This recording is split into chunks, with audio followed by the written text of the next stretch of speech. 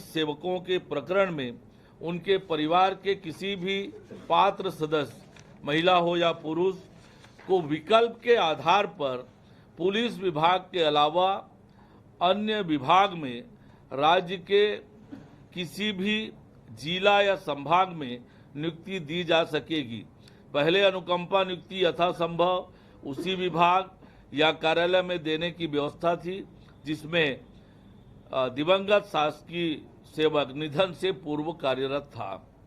मंत्रिपरिषद द्वारा राज्य में गौण खनिजों को सुव्यवस्थित अन्वेषण, पूर्वेक्षण एवं अधोसंरचना के विकास के लिए महत्वपूर्ण निर्णय लेते हुए स्टेट मिनरल एक्सप्लोरेशन ट्रस्ट के गठन की अधिसूचना के प्रारूप का भी अनुमोदन आज मंत्रिपरिषद ने किया है।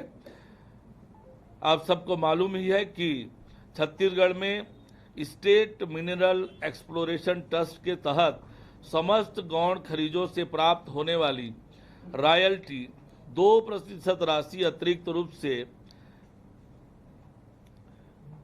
SMET फंड में जमा की जाएगी, जिसका उपयोग गौण खनिजों के अन्वेषण, अधोसंरचना विकास में उच्च तकनीकियों का उपयोग, इंफॉर्मेशन सिस्टम, लॉजिस्टिक्स सपोर्ट, मानव संसाधनों के उन्नयन आदि में किया जा सकेगा।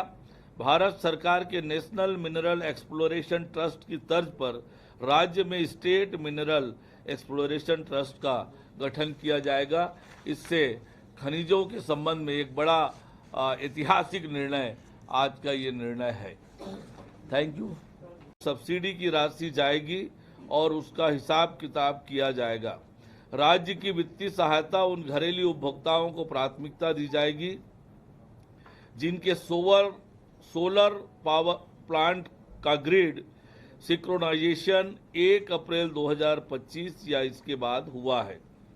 मंत्रिपरिषद ने राज्य के वन जीव, खासकर बाघों के संरक्षण और इको टूरिज्म को बढ़ावा देने के लिए एक महत्वपूर्ण पहल करते हुए छत्तीसगढ़ टाइगर फाउंडेशन सोसाइटी गठन करने का निर्णय लिया है। यह सोसाइटी वन्य प्राणी संरक्षण अधिनियम 1972 के तहत काम करेगी। यह संस्था स्व वित्त पोषित होगी, जिससे सरकारी खजाने से कोई अतिरिक्त बोझ नहीं पड़ेगा। यह सहयोग देने वाले व्यक्तियों और संस्थाओं से फंड जुटाएगी। यह सोसाइटी बाघों और अन्य वन्य जीवों के संरक्षण से जुड़ी गतिविधियों में सीधे शामिल होगी। यह स्थानीय समुदाय की भागीदारी से इको टूरिज्म को बढ़ावा देगी, जिससे न केवल पर्यटन बढ़ेगा वरन स्थानीय लोगों को रोजगार उपलब्ध कराएगी, जिससे आय के अवसर भी पैदा होंगे। यह पर्यावरणीय शिक्षा, अनुसंधान, प्रशिक्षण को प्रोत्साहित करेगी, जिससे भविष्य में संरक्षणवादी तैयार होंगे।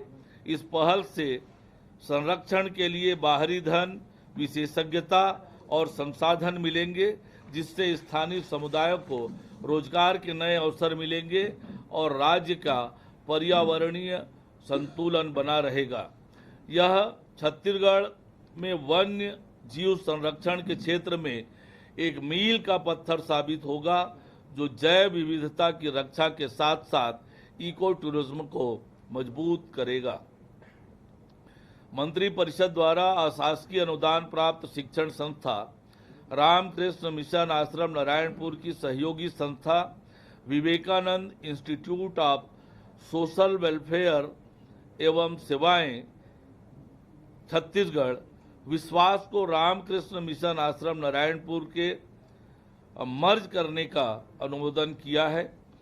उद्यानिकी विश्वविद्यालय की स्थापना के लिए बेमेतरा जिले के साजा तहसील के अंतर्गत बेलगांव में राजगामी संपदा की 94.290 हेक्टेयर भूमि में से 100 एकड़ भूमि उद्यानिकी विभाग को निःशुल्क प्रदान करने का निर्णय लिया गया है।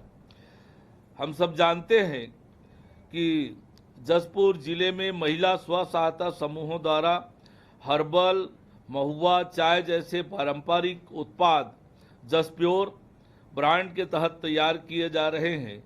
इन उत्पादों को व्यापक बाजार उपलब्ध कराने और विपणन को बढ़ावा देने हेतु इस ब्रांड को राज्य शासन अथवा CSIDC को हस्तांतरित करने के प्रस्ताव का मंत्रिपरिषद ने अनुमोदन किया है। ब्रांड हस्तांतरण से एग्रो व फूड प्रोसेसिंग इकाइयों को बढ़ावा मिलेगा, स्थानीय कच्चे माल की मांग बढ़ेगी और आदिवासी बहनों को रोजगार के अधिक अवसर मिलेंगे। ट्रेडमार्क हस्तांतरण से राज्य पर कोई अतिरिक्त वित्तीय भार नहीं पड़ेगा। मंत्रिपरिषद द्वारा एक और बहुत ही महत्वपूर्ण निर्णय आज की बैठक में लिया गया, जिसके माध्यम से शहीद पुलिसकर्मियों के सर्वोच्च बलिदान को ध्यान में रखते हुए अनुकंपा नियुक्ति हेतु जारी एक्जाई पुनरीक्षित निर्देश 2013 के कंडिका 13.3 में संशोधन करने का निर्णय लिया गया। इसके माध्यम से नक्सली हिंसा में शहीद पुलिस सेवा आज राज्य मंत्रिपरिषद की बैठक मुख्यमंत्री विष्णुदेव साय जी की अध्यक्षता में संपन्न हुई है। कई महत्वपूर्ण निर्णय आज की बैठक में लिए गए हैं। जो महत्वपूर्ण निर्णय लिए गए उनमें अनुसूचित जनजाति और अनुसूचित जाति के 5 विभिन्न उपजातियों को तकनीकी कारणों से उस वर्ग के मिलने वाली सुविधाओं से जो वंचित थे, उनके हित में एक बड़ा निर्णय लेते हुए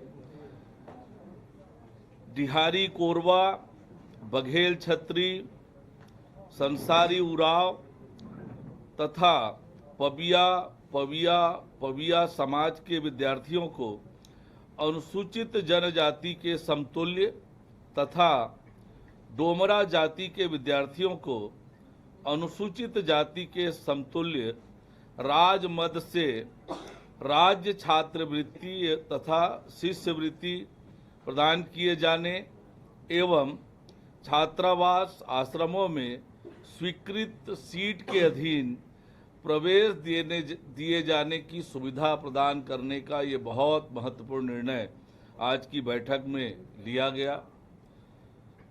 आज की मंत्रिपरिषद में अक्षय ऊर्जा को बढ़ावा देने के लिए और बिजली उपभोक्ताओं को आर्थिक लाभ पहुंचाने के लिए प्रधानमंत्री सूर्यघर मुफ्त बिजली योजना के अंतर्गत घर की छतों में सोलर रूफटॉप संयंत्र की स्थापना में राज्य शासन द्वारा उपभोक्ताओं को वित्तीय सहायता प्रदान किए जाने का एक महत्वाकांक्षी और महत्वपूर्ण निर्णय लिया गया है। Chhattisgarh state power distribution company limited के माध्यम से PM सूर्यघर मुफ्त बिजली योजना के तहत घरेलू उपभोक्ताओं के घरों पर सोलर रूफटॉप संयंत्र लगाने पर केंद्रीय वित्तीय सहायता के साथ साथ राज्य की ओर से अतिरिक्त वित्तीय सहायता दी जाएगी। जो सोलर प्लांट की क्षमता यानी 1 किलोवाट, 2 किलोवाट, 3 किलोवाट और उससे अधिक के आधार पर अलग अलग होगी। उदाहरण के लिए 1 किलोवाट प्लांट के लिए कुल 45,000 रुपये की सहायता, जिसमें 30,000 केंद्रीय और 15,000 राज्य की ओर से सहायता दी जाएगी। इसी तरह से 3 किलोवाट या उससे अधिक के प्लांट के लिए कुल मिलाकर 1,08,000 रुपये, जिसमें 78,000 केंद्रीय और 30,000 राज्य की सहायता मिलेगी।